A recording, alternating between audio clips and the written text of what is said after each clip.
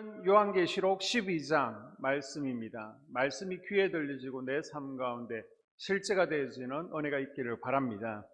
이제 5번째 나팔 그리고 6번째 나팔 화 둘이 지나갔고요. 마지막 화가 남았습니다.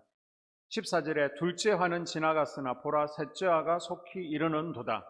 이 마지막 화는 세상을 끝장내는 재앙인데 거기에는 하나님의 진노가 7대접에 가득히 담겨 있습니다. 그래서 세 번째 화는 뭐예요? 7번째 나팔이고 7번째 나팔이 바로 7대접 재앙입니다. 15절에 보게 되면 7째 천사가 나팔을 불매 무슨 일이 일어난다고요? 예수님 안에서 자는 자들, 예수님을 믿고 죽은 자들 모두 부활되어서 올라가게 됩니다. 그리고 그때 살아남은 성도들도 신령한 몸으로 변화되어서 하늘로 끌려 올라가게 되는 겁니다. 이것이 데살로니가전서 4장과 고린도전서 15장에 나와 있는데요. 너무 중요한 말씀이니까 우리 각 가정에서 고린도전서 15장 51절 이하 성경을 펴시고 한 목소리로 읽습니다. 시작. 보라 내가 너희에게 비밀을 말하노니 우리가 다 잠잘 것이 아니요 마지막 나팔에 순식간에 호련이 다 변화되리니 나팔 소리가 나매 죽은 자들이 썩지 아니할 것으로 다시 살고 우리도 변화하리라. 아멘. 우리가 지금 이것을 기대하고 소망하며 예수님을 믿는 줄로 믿습니다. 이 일이 언제 일어난다고요? 마지막 나팔, 동그라미를 치십시오. 7번째 나팔이 울릴 때에 휴거 사건이 일어나게 되는 겁니다. 그래서 여러분 성경 고린도전서 15장 51절 옆에다가 계시록 11장 15절이라고 써놓으세요. 이렇게 묶어놓는 것을 우리가 관주라고 하는데요. 예전에 관주 성경이 있었죠. 자, 그럼 우선 여기에서 역사 진행이 한번 딱 스톱을 해야 합니다. 마지막 나팔이 울리면서 휴거가 일어나면 우리야 들려 올라가면 끝인데요. 이 세상에 남아있는 사람들은 난리가 나겠죠. 비행기 조종사가 휴거당합니다. 버스 조종사가 휴거당합니다. 그러면 비행기가 추락하고 버스가 충돌하는 사건이 일어납니다. 자, TV를 탁 켜니까 뭐가 나오겠어요? 뉴스 특보가 나오는 겁니다. 국민 여러분, 지금 우리는 무슨 일이 일어났는지 정확하게 알 수는 없습니다. 분명한 것은 방금 전까지 우리와 함께 했던 수많은 사람들이 순식간에 사라졌다는 것입니다. 정확하지는 않지만 이것이 기독교인들이 시도 때도 없이 떠들어대던 휴거라는 사건이 발생한 것이 아닌가 합니다. 9시 뉴스에 나오는 거예요. 그래서 신학대학 교수님을 뉴스데스크에 한 분을 모셔오는 겁니다. 교수님 반갑습니다. 바쁘신데 나오셔서 감사합니다. 교수님이 그러겠죠. 저는 바쁜 거 하나도 없습니다. 신학생들 다 휴거당하고 신학대학에 혼자 남아있는데 한가합니다. 앵커가 묻습니다. 교수님 정말 휴거가 일어난 것이 맞습니까? 교수님이 말하죠. 예, 유감스럽게도 그런 것 같습니다.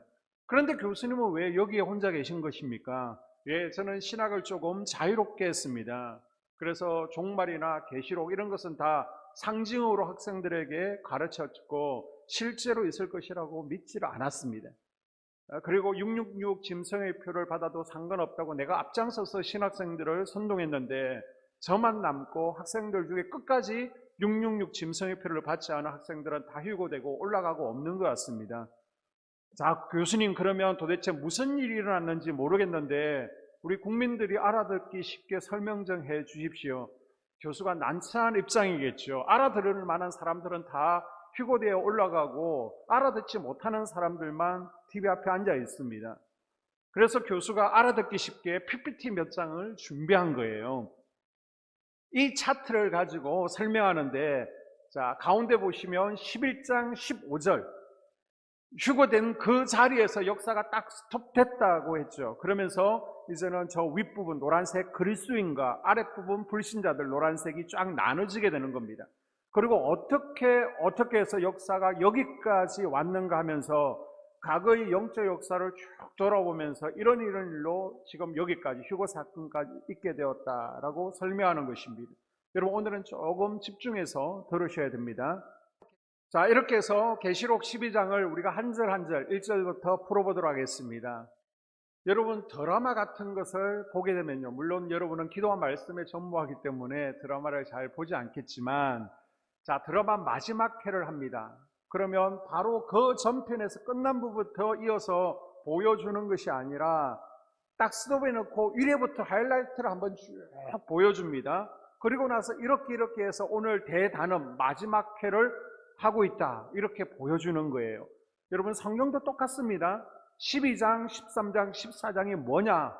영원전부터 지금까지 영적인 세계에서 이런 갈등으로 오늘까지 왔다는 것을 설명해 주는 거예요. 그러니까 지금 12장, 13장, 14장은 11장에서 마지막 나팔을 불 때 딱 스톱해 놓고 과거에서 현재까지 영적 역사에 대해서 쭉 설명을 해주는 겁니다.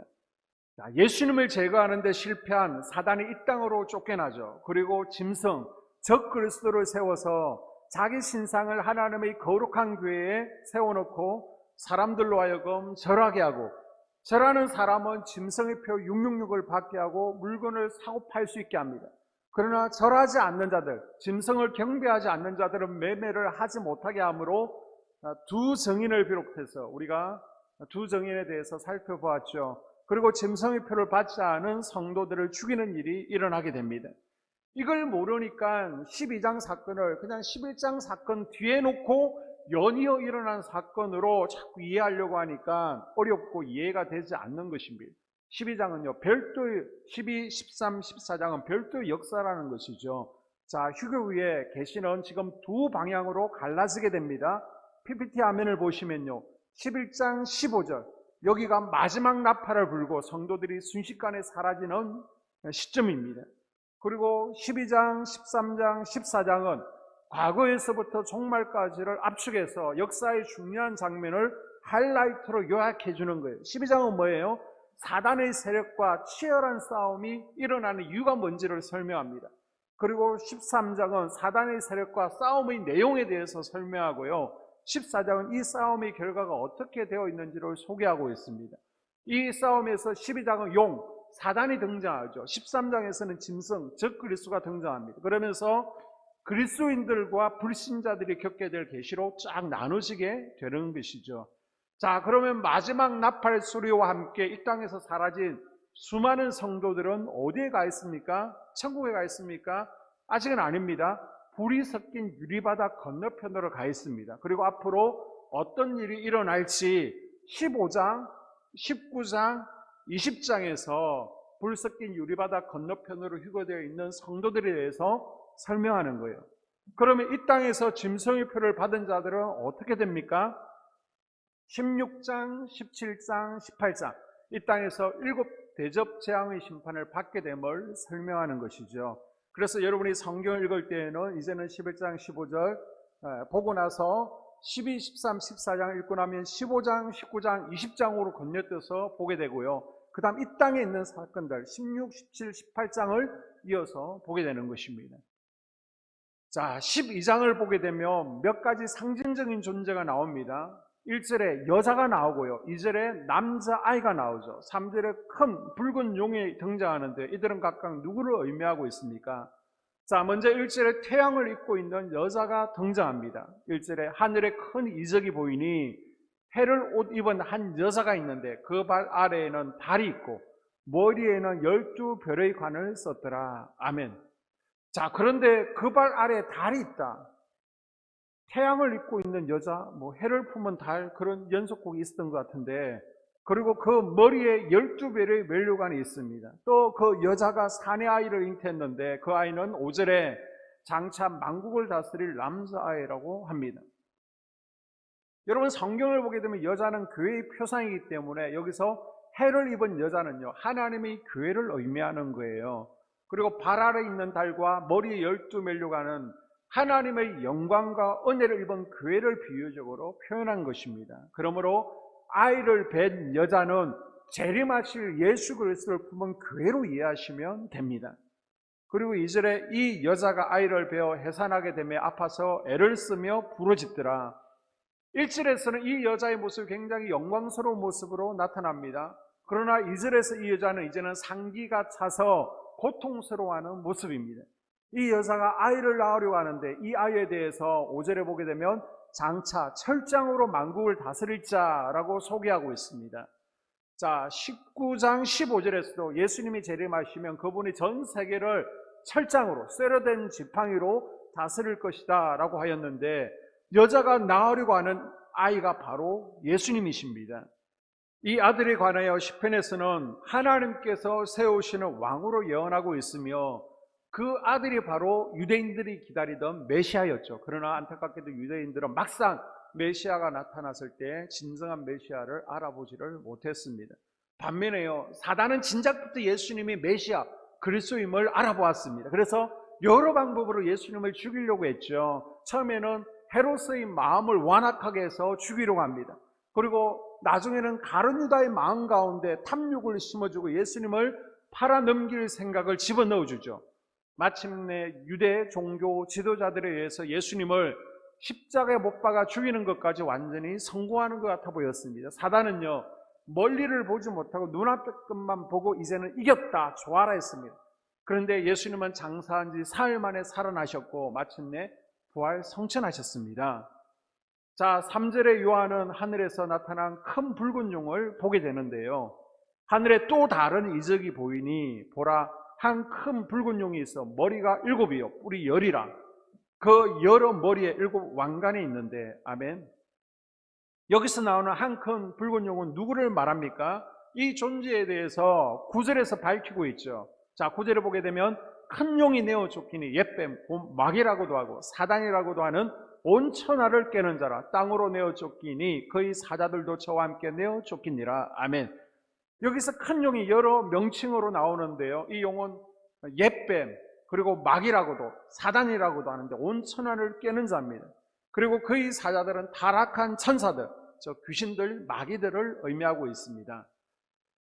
그리고 그 꼬리가 하늘의 별 3분의 1을 끌어다가 땅에 던지더라 라는 말은 천사 3분의 1을 데리고 하나님께 반역해서 땅으로 쫓겨났다는 것을 설명하고 있습니다.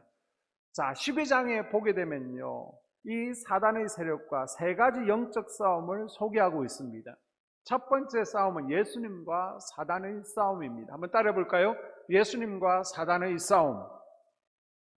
자, 6절에 그 여자가 광야로 도망하며 거기서 1260일 동안 그를 양육하기 위하여 하나님께서 예배하신 곳이 있더라. 여자가 광야로 도망가서 약 3년 반을 지내는데 이것을 13절에서 17절까지 잘 설명하고 있습니다. 시간 관계상 읽지는 않겠습니다. 이 광야는요, 안식과 평안이 없는 것을 의미합니다. 저 6절의 사항은 핍박, 고난을 당하고 있는 위기의 교회 상황을 묘사하고 있습니다. 만일 우리가 육신의 눈으로 바라보면 교회가 어려움 당하고 초라하게 쫓겨 다니는 것만 보일 것입니다. 그런데 영적 상상력을 가지고 6절을 다시 한번 보십시오. 광야는 교회를 연단하기 위해서 하나님께서 예비하신 곳이라는 거예요. 여러분, 영적 전쟁은 늘 이런 식이에요. 사단은 우리를 비참한 실패의 자리로 내몰고는 자신이 이겼다라고 생각합니다. 하지만 거기에 하나님이 놀라운 반전이 숨겨져 있음을 알지 못하는 거예요. 하나님은 그 초라한 실패의 자리, 쫓겨난 광야의 자리에서 우리를 영적으로 양육하려고 준비하고 계십니다. 영적 은혜를 주신다는 거예요. 할렐루야. 창세기 45장에 보게 되면 총리 대신이 된 요셉이 자신을 애굽에 팔아넘긴 형제들에게 하는 고백이 나오죠. 자, 5절에 보게 되면 당신들이 나를 이곳에 팔았다고 해서 근심하지 마소서, 한탄하지 마소서. 하나님이 생명을 구원하시려고 나를 당신들보다 먼저 보내셨나이다. 형들은 자기를 미우에서 애굽에 팔아버렸지만 영원을 보고 바라보니 하나님이 나를 양육하시고 연단시키기 위해서 예배해 놓으신 것이 바로 애굽이더라 라고 고백하는 것입니다. 여러분, 지금은 광야에 내던져진 것 같은 느낌이 들지라도 영안을 열고 하나님의 시각으로 보면 그 낙심의 자리가, 고난의 자리가 하나님의 훈련 장소로 보일 것입니다. 이런 은혜도 우리도 경험해야 될 줄로 믿습니다. 자, 5절에 보게 되면 여자가 아이 예수님을 낳게 되죠. 그리고 이 아이가 하늘로 올라갔으며 7절에서는 사단과 천사의 하늘의 전쟁을 보게 되는데 그 중간에 일어난 일이 바로 6절이라는 거예요. 그러니까 6절은요, 예수님의 공생의 기간, 공생애가 3년 반입니다. 1260일 정도 됩니다. 바로 이 기간이라고 보시면 됩니다. 자, 그리고 머리가 7개, 뿔이 10개인 용이 아들을 낳으면 잡아 삼키려고 기다리고 있었는데 그만 아들이 부활해서 하늘로 올라가 버리죠. 예수님께서 하늘로 올라가십니다. 용은요, 부활하는 예수님을 쫓아 올라갑니다. 이때 미가엘과 천사들이 이 사단의 세력을 막아내고 전쟁을 하게 되죠. 7절과 8절. 하늘에 전쟁이 있으니 미가엘과 그의 사자들이 용과 더불어 싸울세 용과 그의 사자들도 싸우나 이기지 못하여 다시 하늘에서 그들이 있을 곳을 얻지 못한지라. 아멘. 사단은요, 이제 하늘에서 쫓겨나 땅으로 내려오게 됩니다. 그리고 자신의 때가 얼마 남아있지 않다는 것을 알고 분을 내죠. 이미 창세전에도 하늘에서 전쟁이 있었죠. 그러나 욥기를 보게 되면요, 사단도 여전히 천상회의에 참석을 하게 됩니다. 사단은 사람들의 약점을 정확히 알고 있고 이 약점을 미끼를 던져서 사람들을 넘어뜨리며 유혹하는 일로 해서 죄를 짓게 만듭니다. 아담과 하울을 미워할 때처럼 보암직도 하고 먹음직스러운 것으로 우리를 저짓도록 꿰는 일을 하게 되죠. 자, 그리고 나서 10절에 보게 되면 우리 형제들을 참소하던 자, 곧 우리 하나님 앞에서 밤낮 참소하던 자가 쫓겨났고, 이처럼 사단이 하늘에서 쫓겨나기 전에 주로 했던 일이 두 가지가 있습니다. 그게 뭐예요? 첫째는 이 세상에 사는 자들을 유혹하는 일을 했습니다. 그리고 또 하나는요, 하나님 앞에 가서 죄를 지은 성도들을 참소하는 일을 했습니다. 이 두 가지를 연결해 보면 사단이 얼마나 야비한 존재인지를 알 수 있죠. 사단은 자기 꿰매 넘어가 죄를 지은 성도들을 하나님 앞에 참소하는데, 어쩌다가 한번 참소하는 것이 아니라 밤낮 쉬지 않고 죄를 지었다고 참소하는 겁니다. 참소는 고발하는 것을 의미합니다. 그런데 예수님께서 십자가에서 죽으신 후에 부활하시고 하늘에 성천하심과 동시에 이제는 사단이 천상에서 완전히 지상으로 쫓겨나게 되죠. 더 이상 믿는 성도들 하나님 앞에 참소하지 못하게 되었습니다. 할렐루야. 자, 두 번째 싸움은 교회와 사단의 싸움입니다. 한번 따라해 볼까요? 교회와 사단의 싸움. 용어의 목표는 여자가 아니라 여자가 낳은 아이, 예수님이었지만 예수님을 제거하는데 실패합니다. 그리고 이 아이는 부활 성천하여 오히려 이 아이로 인해 사단 자신이 쫓겨나는 신세가 되었습니다. 12절. 그러므로 하늘과 그 가운데 거하는 자들은 절구하라. 그러나 땅과 바다는 화 있을진즉 이는 마귀가 자기 때가 얼마 남지 않은 줄 알므로 크게 분내어 너희에게 내려갔음이라 하더라. 아멘. 사단은 예수님을 삼키는 일에 실패하자 이제는 핍박의 대상이 여자가 낳은 아이에게서 여자로 옮겨지게 되는데, 여자가 바로 교회를 의미합니다. 문제는 이 땅에 살아가는 교회에 속한 성도들이 골치 아프게 되었습니다. 사단은 할 수만 있으면 한 명이라도 더 지옥으로 끌고 가려고 성도들을 미혹하고 유혹하게 되죠. 제 앞에 엎어지고 자빠지게 합니다. 그래서 적그리스도를 내세우고 우상을 세워서 절하지 않으면, 경배하지 않으면 죽이거나 매매를 하지 못하게 합니다. 13절에 용이 자기가 땅으로 내쫓긴 것을 보고 남자를 낳은 여자를 박해하는지라. 이것이 오늘날 모든 교회가 세상으로부터 핍박을 받는 이유예요. 여러분, 교회가 타락하고 부패해서 세상으로부터 손가락질 당하는 게 아닙니다. 그러면 북한의 지하교회나 중국의 교회들이 왜 핍박받아요? 교회이기 때문에 핍박받는 것입니다.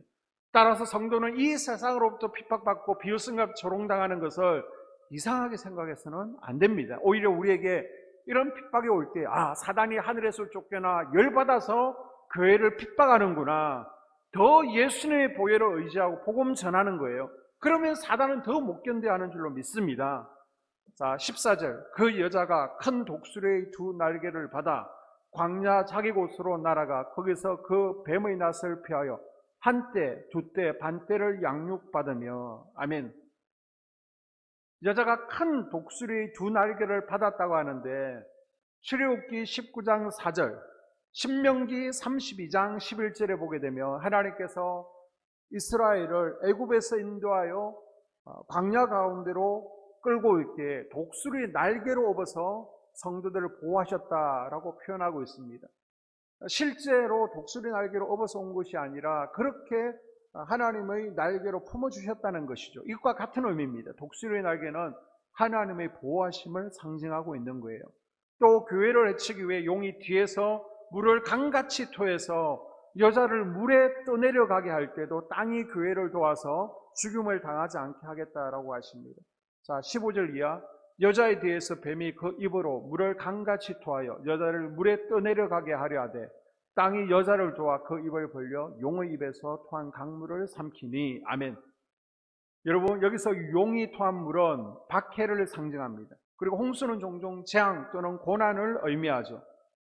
그래서 시편 기자는 큰 물이 나를 삼키지 못하게 하시며 라고 표현하고 있습니다. 그래서 사단이 그 입으로 물을 강같이 토해서 여자를 삼키려 했다는 것은 사단 마귀가 혹독한 시련과 핍박으로 교회를 파괴하려 시도한 것을 의미하고 있습니다. 그러나 16절, 그 용이 토한 물을 땅이 입을 벌려서 싹 받아들이게 됩니다. 교회를 행하려는 사단의 활동이 있지만은 하나님이 지키심과 보호하심으로 사단의 시도가 실패한다는 것을 의미합니다. 자, 세 번째 싸움은요, 성도와 사단의 싸움입니다. 한번 따라 볼까요? 성도와 사단의 싸움. 아멘. 용이 예수님을 죽이려고 시도했지만 실패했습니다. 다음 단계로 교회 자체를 제거하려고 했지만 그 시도 역시 무산되었습니다. 그러자 사단은 이제부터는 성도들을 개별적으로 공격하려고 합니다. 이것을 우리는 뭐라고 해요? 따라해 볼까요? 영적 전쟁. 바로 영적 전쟁이라고 합니다. 자, 17절. 용이 여자에게 분노하여 돌아가서 그 여자의 남은 자손 곧 하나님의 계명을 지키며 예수의 증거를 가진 자들과 더불어 싸우려고 바다 모래 위에 서 있더라. 아멘. 하늘에서 쫓겨난 사단 마귀가 우리를 유혹하고 마음의 성전에 숨어서 우리를 결박하고 내 마음인 양, 내 성격인 양, 내 습관인 양 뒤에서 조정한다는 거예요. 그러나 이 싸움은 예수님께서 십자가에 죽으시고 부활 성천하심으로 이미 이기신 싸움인 줄로 믿습니다. 11절. 또 우리 형제들이 어린 양의 피와 자기들의 정언하는 말씀으로써 그를 이겼으니 그들은 죽기까지 자기들의 생명을 아끼지 아니하였도다. 아멘.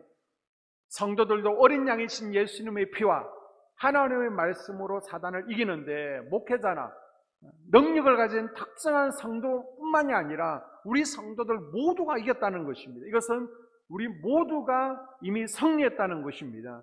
그래서 우리는 그냥 선포만 하면 되는 거예요. 사단 마귀가 우리를 유혹해 올 때 하나님께 참소하지 못하고 이제는 우리 마음, 우리의 양심에 참소하게 되죠. 넌 죄인이야, 넌 죄인이야, 넌 천국 가지 못해, 넌 하나님의 백성이 아니야, 뇌까지 깨. 여러분, 이때 두려움이나 죄책감을 주지만은 여러분이 예수님의 보혈을 마시는 거예요. 그리고 예수님의 이름으로 그냥 떠나가 선포하시면 됩니다. 이때 우리가 선포한 대로, 말한 대로 승리하게 될 줄로 믿습니다. 또 정언하는 말씀으로도 승리할 수 있다라고 했는데, 이 정언하는 말씀이 바로 하나님의 말씀, 복음을 의미하죠. 우리가 복음을 믿음으로 전하고 들을 때에 악한 영들이 점점 떠나갈 것을 말씀하시는 겁니다.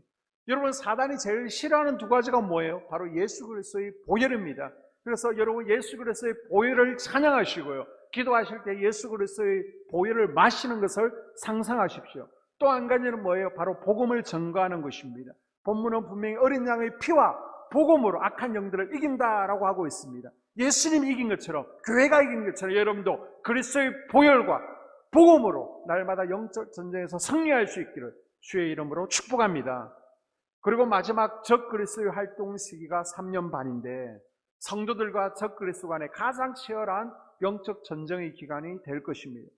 그 싸움은 꼭 3년 반이 아니라 제한된 시간이라는 거예요. 성도들이 이 땅에서 살아온 후에 가장 혹독한 핍박과 환난의 시간이 될 것입니다. 성도들에게는 이 싸움이 큰 시험거리가 될 것이고 마지막 대환난이 될 것입니다. 이때 필요한 것이 뭐예요? 우리 성도들의 인내와 믿음입니다. 그래서 우리는 믿음을 더 키워야 되는 거예요. 더 훈련받고 더 무장해야 됩니다. 그리고 더 인내할 수 있어야 됩니다. 우리는 날마다 영적 싸움의 현장터에 있습니다. 그러나 이미 예수님께서 우리에게 승리를 주셨습니다. 두 날개로 우리를 지키시고 보호하십니다. 이 사단과의 영적 싸움에서 날마다 우리가 승리하고 하늘 영광을 취할 수 있기를 주의 이름으로 축복합니다.